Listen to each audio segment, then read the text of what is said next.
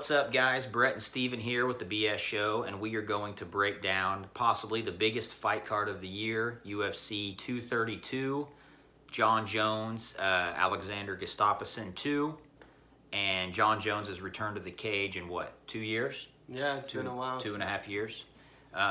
Jon Jones has been out, obviously, from everything from dick pills to cocaine to steroids. I don't know what else there is. But he's had a long absence, and he's finally getting to come back to the octagon, and I'm super pumped for this fight. I'm excited too. I'm excited for Jon Jones to be back, and I kind of forgave him after his first few mishaps, but it's like, how many times can you forgive the guy? You know what I mean? Yeah. Like you said, he's been busted for everything. You know, fool me once, shame on me. Fool me once, shame on you. On fool you. me twice, shame on me. It just fool sucks. me 5 times. Well, the thing that people don't understand, I think for us, it's like we see a guy with so much talent like Jon Jones, and we get angry. It's like, dude, you know, you're in your prime. The fighting age of MMA is so young. You know, you're only good for so many years, and then poof, it's gone. And it's like, how can somebody consistently mess that up? But it's not our lives either. Exactly. We're not the ones that have to stay dedicated every day and live like a straight and narrow life and wake up at 5 in the morning, go to the gym, get hit in the face, and you know what I mean? I agree. I would probably need a release too. I mean, look, we drink beer during like every single video. Yeah, like, that's true. And we're not living under a microscope. Exactly. Everyone poking at everything we do. So, anyways, we'll get more into detail on those two, the co-main event and the main event in a little bit. But our first fight that we're going to talk about is Chad Mendes against Alexander Volkanov. Chad Mendes, this will be his second fight back. He punched a 8-inch hole through Miles Jury's face on his return. And he actually was suspended for, I think, a year for a tainted supplement too. Or he was using skin cream. Oh, I that's believe right. He has psoriasis or something. And the skin cream had steroids in it, and he gave it to USADA, and they knew that it was a skin cream, but he still got in trouble for it, and he didn't even want to fight it. In his head, apparently, he needed that time off, and he took that time off, and I think it did him well, because he came back and looked like a world beater. Absolutely, and he's at a Team Alpha Male in Sacramento, and he's a big-time hunter, so maybe that did help. Yeah, he has his little company, I forget what it's called. I don't know much about Alexander Volkanov. He's 18-1, so obviously that's something.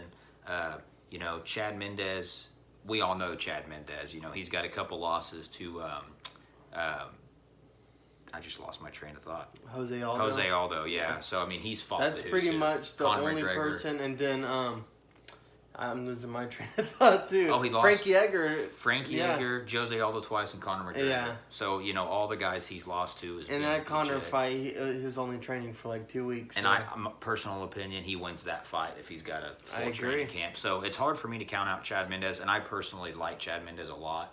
He seems like a good dude, and he's a great fighter, and he like you said, he looked like a world beater. You know, I don't even know who this Alexander Volkanov guy has fought. His name rings a bell. Me too. He does sound familiar. Yeah, so we can't really put our 2 cents into that one, but that's the first fight on the card. Click his name. Let's see who he's fought, and then click that. It'll tell us who he's fought. I'm gonna feel like an idiot.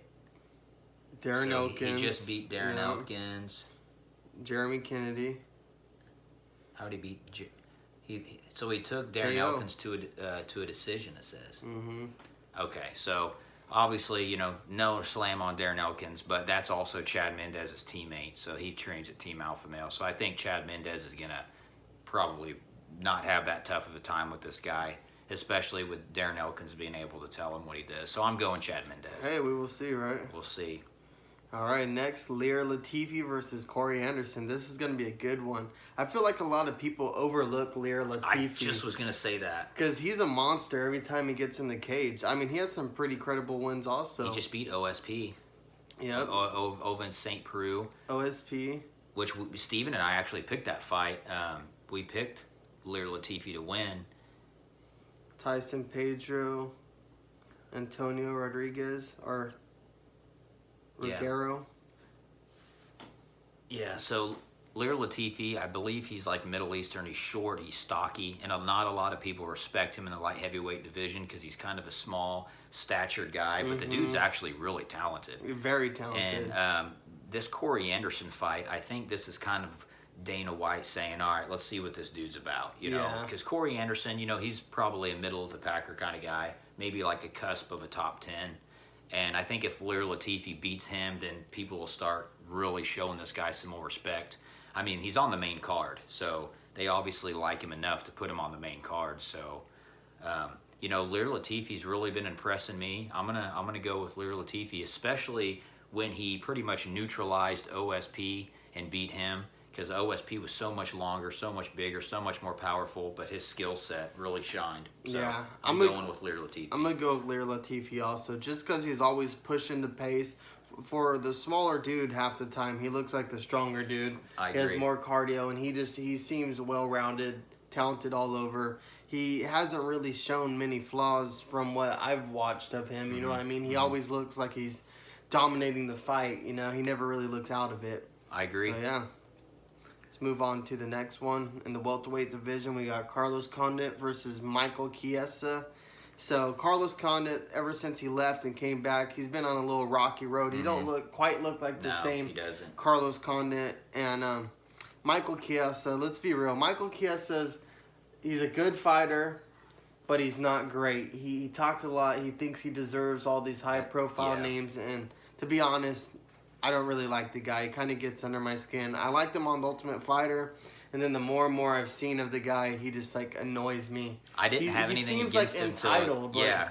I never had anything against him until Steven brought that up. And then the more I was watching, I'm like, you piece of shit. Yeah, so I'm sure the guy's a really nice guy, but... Yeah. I mean, what I see of him, how he portrays himself in front of the camera, like, just annoys me, so... Well, and he's fought some tough dudes, too, though. You know, he lost to Anthony Pettis. He lost to Kevin Lee. That's Kevin Lee, right? That's his name. Yeah, Kevin Lee. He lost to Conor McGregor. Yeah. Who took a dolly to the head. So I was like, wait, did he? I was just saying, yeah, like, I hope he knows what he's talking about. That's funny. You know, but Carlos Condit's a whole nother animal, though. But it's which Carlos Condit's going to show up. That's what sucks about Carlos Condit. Carlos Condit 4 years ago, I'm picking him easy.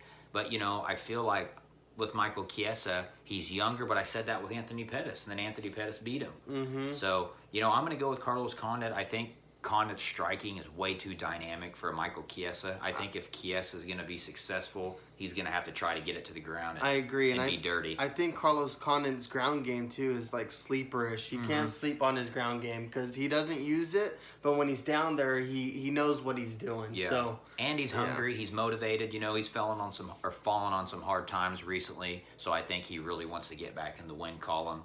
So I'm going Carlos Condit. Yeah, cool. So we're going to leave that. We're going to cut this video so we don't make it too long. We're going to leave those fights right there. And then stay tuned because we're going to do the co-main event and the main event next. So stay tuned for that, guys. Peace.